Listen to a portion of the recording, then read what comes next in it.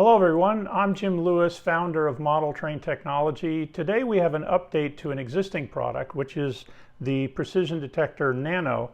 And this is the detector that we profiled a couple of months ago. Very small, slides under the rails in both N and HO, and is tethered by this wire. The way we had it set up before is there's a terminal block with 5 terminals and 5 wires, and underneath the layout you had to connect these wires. Doable, but kind of a pain, and the sensor works great. Just there were 2 things that we wanted to change. One was the connection, which meant we had to change how we got the sensor into the track. And so we went to this kind of pogo stick kind of approach, where we mounted the sensor on a very thin and small circuit board, and then mounted another circuit board vertically and put a plug.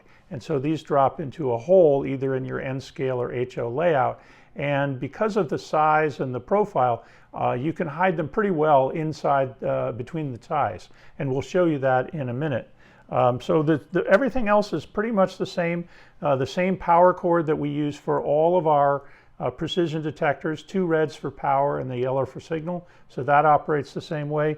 The difference is that the new sensor brain is a little smaller, and it doesn't have the terminal. It just has this little jumper, and one end of the jumper goes into the terminal block at this end and just plugs in. And so if you're under the layout and you want to plug this in, pretty easy. If you plug that in first, the only thing left to do is to plug that into, let's do it this way so you can see it, to plug this into the little terminal block. That'll be under your layout, and that's all there is to that. So the only question that we really can't demonstrate here is how to put it in the track. And so that's coming up next. So these are available now. We're shipping these, and you can order them on our website. The price is the same. So that's what we have there. That's the new Precision Detector Nano. Comes in 2 lengths. This is for 1/2 inch size thickness for the layout surface, and then you can go up to about 1 inch with the longer stem here, and that's it. They're identical and ready to go. So let's go into the video, a little bit longer section on how to do it on the HO one, and then on our layout behind us we'll show you that we've already put the hole in and played with it, and we'll show you what that looks like in N scale.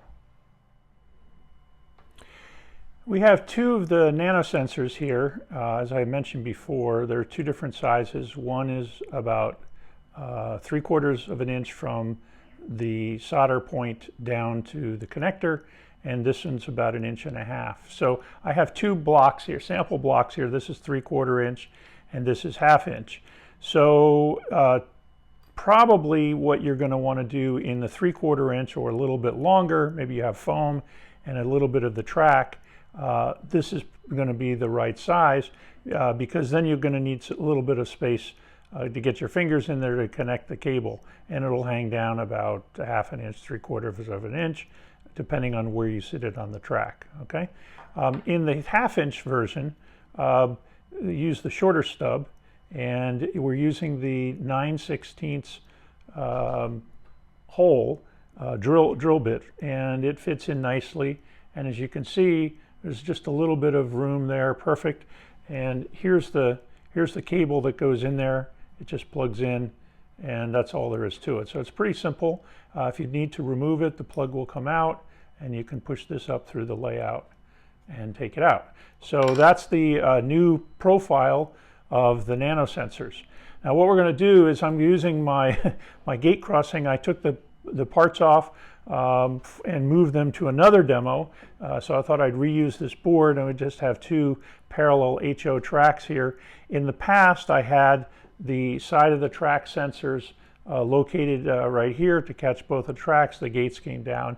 You may recognize this.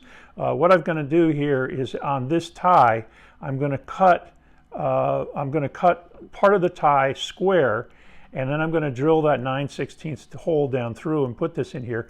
And I'm going to cut the tie away from each side of the rail. And my plan is that those edges of the rails, the tie, will connect up to this little PCB board. We're going to paint the outside of this black. We're just going to use some flat black paint around on the green side of the circuit board, That'll cover up the little solder bits and make it kind of blend in with the rail, and that will give us our new detection.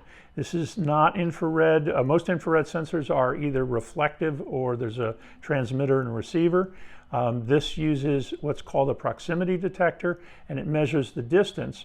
So the way it pulses the light, extremely high frequency, allows it to measure the distance to an object, and therefore, as we have fluorescent lights in here, it's not affected by those. If you have LEDs, likewise. So it's not affected. You can turn the lights out. So these are great if you want to put them in a staging area where it's completely dark. They'll work just fine. You don't need a transmitter. The whole thing is that sensor, little square job on the top. All right, so let's get cutting on the track. All right, so I've cut the rail, and I just used my X-Acto knife and I sort of punctured it down through. And so what I can do is just take this little tie, not the rail, the tie out, and you can see that now I have a nice clean area here. So this is the ballast that I put down, and what I'm going to do is in the center of that spot, I'm going to take my drill and I'm going to drill down through right in the center, and the cork is going to do this. There we go.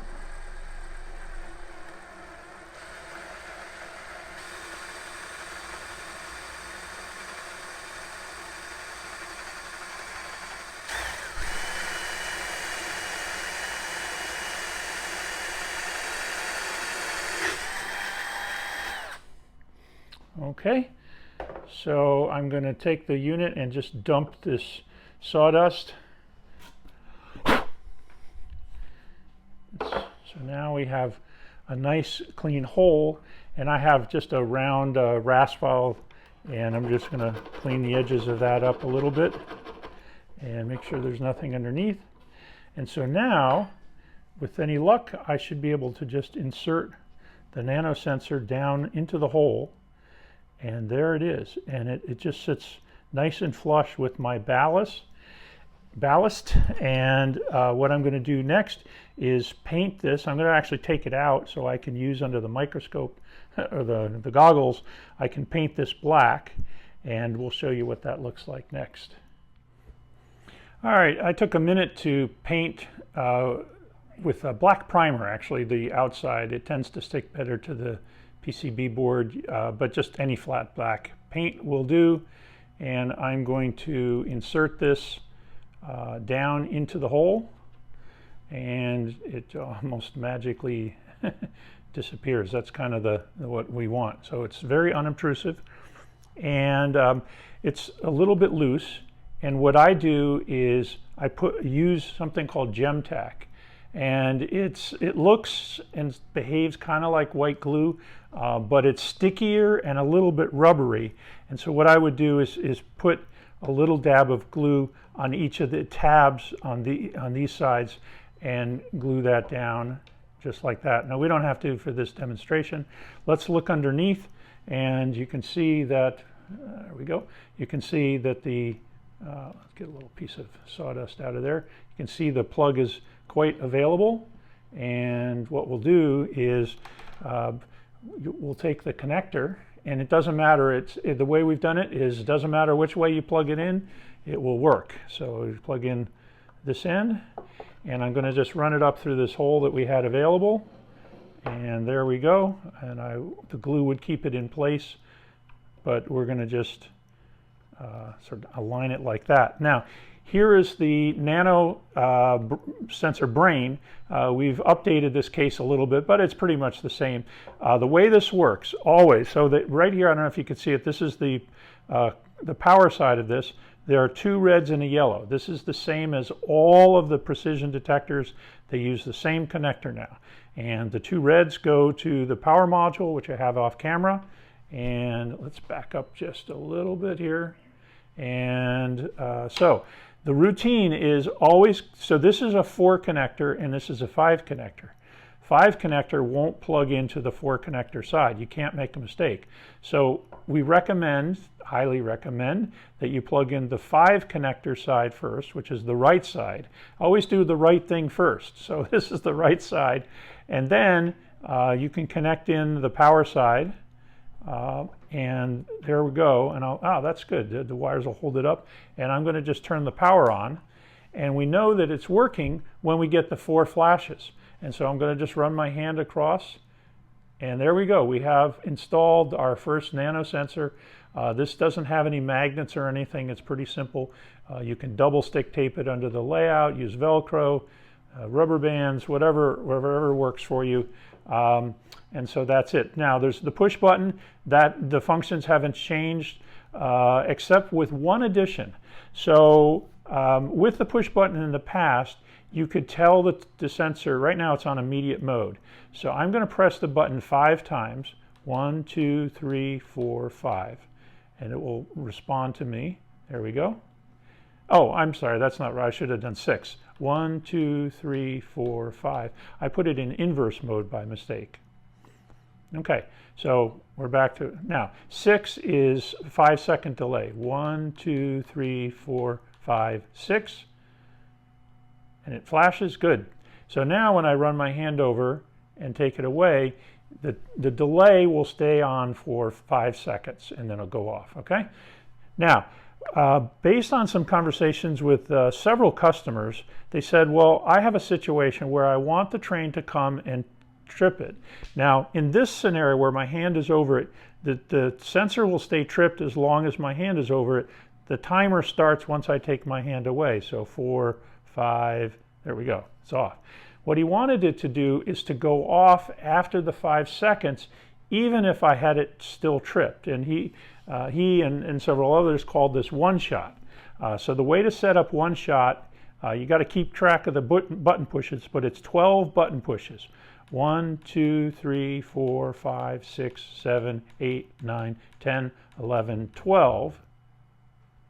And rapid flashing like that will tell you that it's on. Now, if we want to turn one shot off, we'll press it again, and it'll be 4 blinks much slower than what you just saw. That's how we tell whether it's on or off.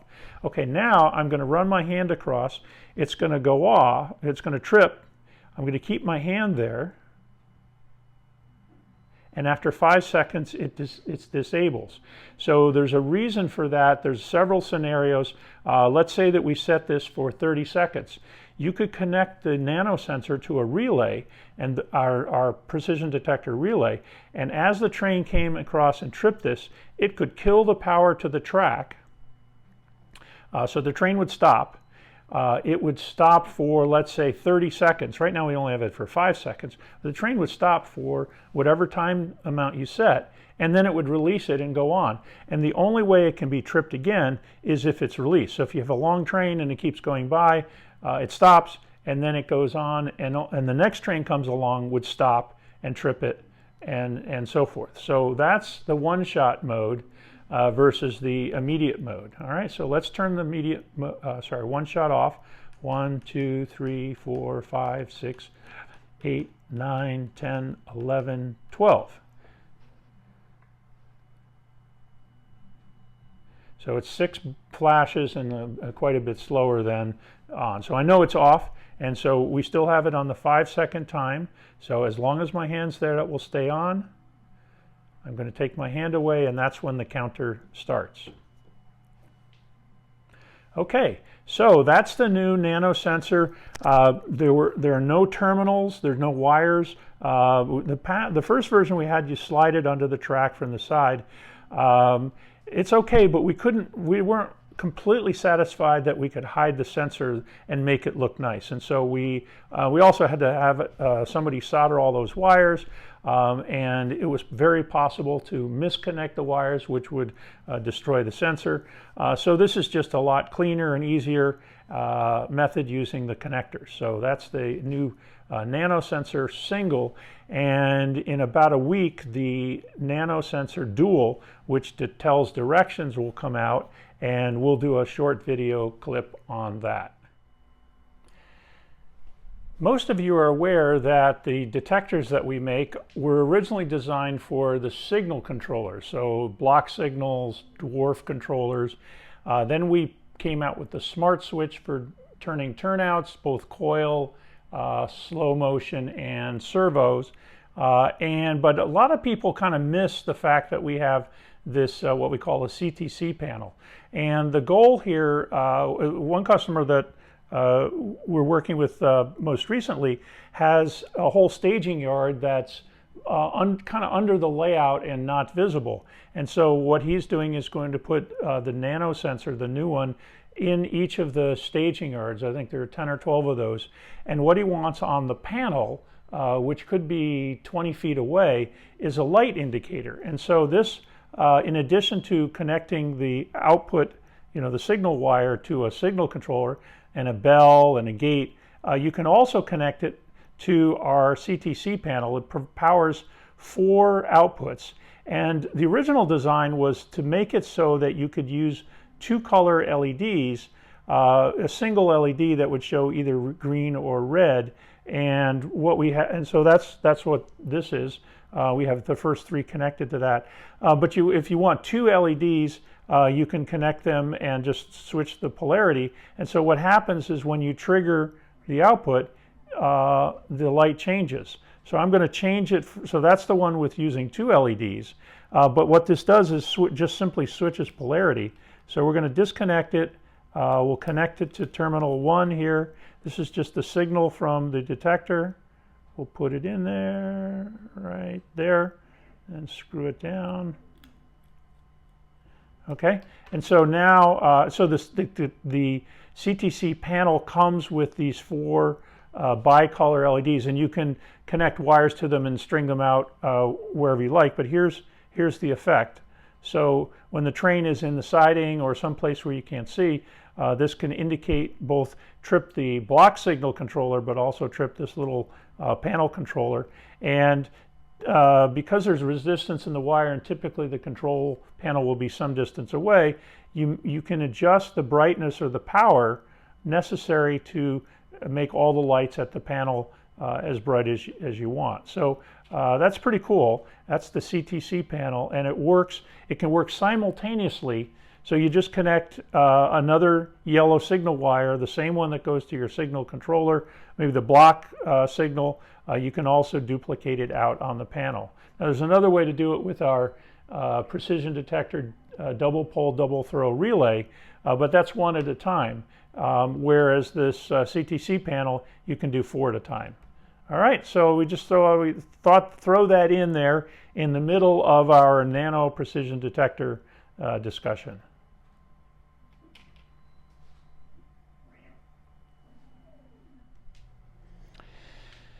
Here's the new Nano Sensor installed in my N-scale track, and it's the same technique, although I had to cut 2 more rails, said that again, 2 more ties to fit this in the lateral direction. But since I've got cork roadbed, I was able to cut down into the cork roadbed and twist the sensor. I'm going to actually pop it out so you can see the size and the view, and so I just popped it down there, and then I used a little screwdriver to sort of slide it into the center. So it looks pretty good in N scale as well, and I like it. So it doesn't run. It's below the tie level, the top of the sensor, so that works really well, and it's the same plug arrangement as we had in HO.